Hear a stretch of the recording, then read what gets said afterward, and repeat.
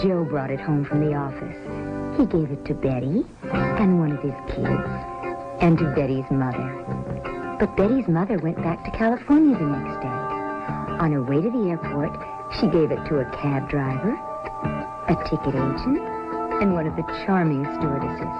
At school, Joe's kid gave it to some other kids, and Mrs. Merrill got it and gave it to her husband. In California, Betty's mother gave it to her best friend, Dottie. But Dottie had a heart condition and she died. But before she died, Dottie gave it to her girlfriend, the mailman, the paper boy, and the vet when she went to pick up her chihuahua. If a swine flu epidemic comes, this is how it could spread. You'll want to be protected, especially if you're elderly or chronically ill. Get a shot of protection, the swine flu shot. Whenever there is a pandemic announced, such as the fake swine flu scare of 1976, people always speculate about bioweapon lab leaks. The same was true for the COVID-19 SARS-CoV-2 virus. So, what is this lab-based gain of function everyone shouts about? Gain of function is taking something harmless, such as a microzyma or a protein, and trying to make it into a toxin. In other words, they try to create the mythical virus that has never been found to exist.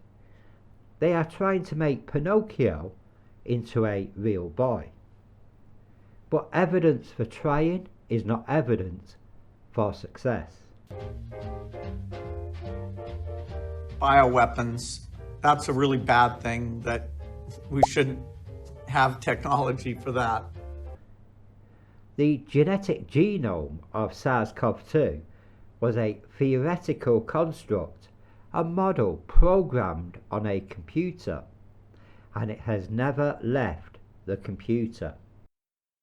COVID was an imaginary virus created in your mind, spread by government-sanctioned fear propaganda to control the masses. By saying the virus escaped from a lab is to support the government narrative of a virus on the loose. It covers up the crimes that were committed in hospitals and nursing homes, such as the do not resuscitate policy, the over-medication of the elderly, and the excess use of ventilators. It covers up the profiteering, the eugenics, and all the agendas at play, because if there really was a virus, lab-based or natural, the government was just looking after grandma.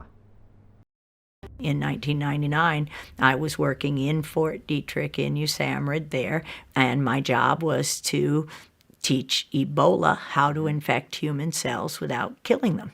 Ebola couldn't infect human cells until we took it in the laboratories and taught him. But now the virus comes here and 2 kids die, and we could have stopped it right then and there, but we don't, because we have to protect the perfect biological weapon.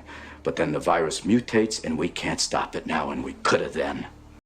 One goes in, millions come out. Every cell is dead. Now we see them individually, searching for the next victim. If you wanted to weaponize a toxin, the ready-made synthetic chemicals we already have are more viable. Chemicals such as DDT can infiltrate our bodies through inhalation and skin contact, but this would have to be sprayed, and as an airborne pathogen, it would soon be dispersed in the air. Biological toxins are not viable airborne weapons. They break down quickly. A biological toxin needs to be injected, such as snake venom, or ingested in large quantities, such as some varieties of mushroom. The true bioweapon was the vaccine, the true toxin. The excess deaths only came after the vaccine rollout.